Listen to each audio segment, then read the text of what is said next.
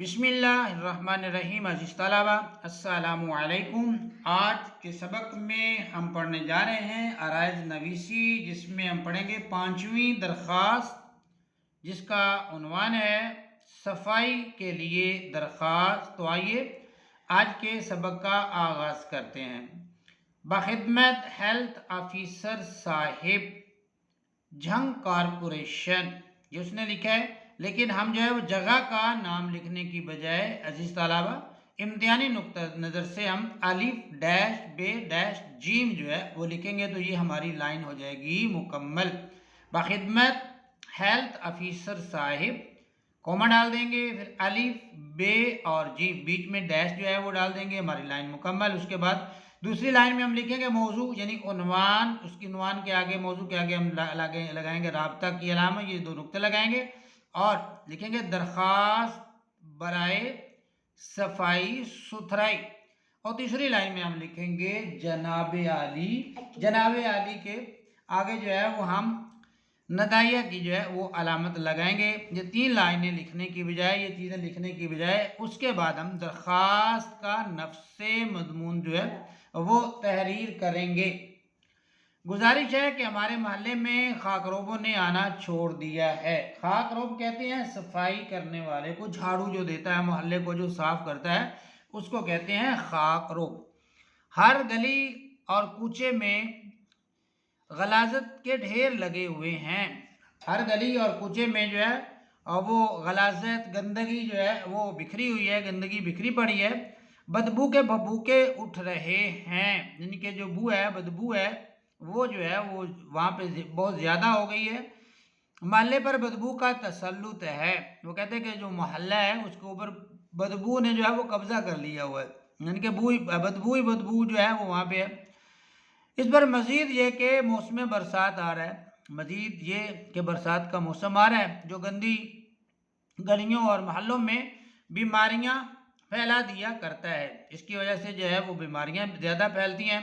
ہیضہ تو اس موسم کی محبوب بیماری ہے، یعنی کہ اس موسم میں عام طور پر لوگوں کو جو ہے وہ ہیضہ جو ہے وہ ہو جاتا ہے۔ لہٰذا ملتمس ہوں، التماس کرتا ہوں، التجا کرتا ہوں، عرض کرتا ہوں کہ محلے سے غلاظت اٹھوا کر، گندگی جو ہے اٹھوا کر صفائی کا انتظام فرمائیں، وہاں صفائی کی جائے اور اہل محلہ کو بیماریوں کے ہجوم سے، بیماریوں کے رس سے، یعنی زیادہ بیماریوں سے بچائیں۔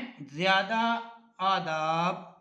اس کے بعد ہے العارض، اور العارض کے بعد یہ لکھا ہے حاشر فاروق خضری محلہ جھنگ، تو یہ لکھنے کی بجائے جو ہے وہ ہم لکھ دیں گے جو ہے العارض کے بعد الف ڈیش بے اور ڈیش جیم، یہ جو ہے وہ ہم اس کے نیچے العارض کے نیچے لکھ دیں گے، اور جس لائن کے اوپر ہم نے جو ہے وہ بائیں جانب جو ہے العارض لکھا ہے، اسی کی دائیں جانب جو ہے رائٹ سائڈ پر جو ہے وہ ہم تاریخ لکھیں گے، جس نے لکھی ہے 8 ڈیش اکتوبر اور 2023، یعنی کہ 8 ڈیش اکتوبر 2023، یہ جو ہے وہ ڈیٹ جو ہے وہ یہاں پر جو ہم لکھ دیں گے۔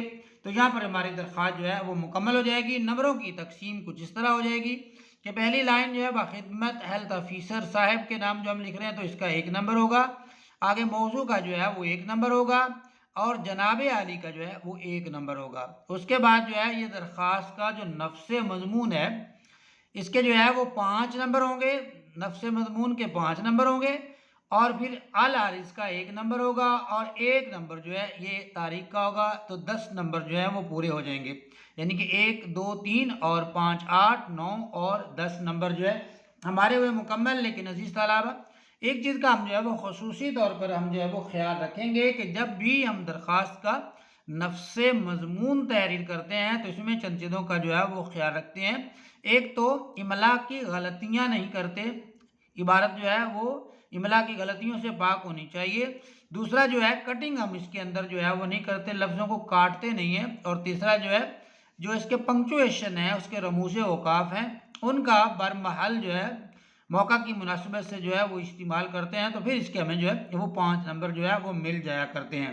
تو عزیز طلبہ ان چیزوں کا ہم جو ہے وہ انشاءاللہ خیال رکھیں گے، اور امتحانی نقطہ نظر سے ہم اپنی درخواست کو تیار کریں گے، اور انشاءاللہ درخواست میں 10 میں سے 10 نمبر ہی حاصل کریں گے۔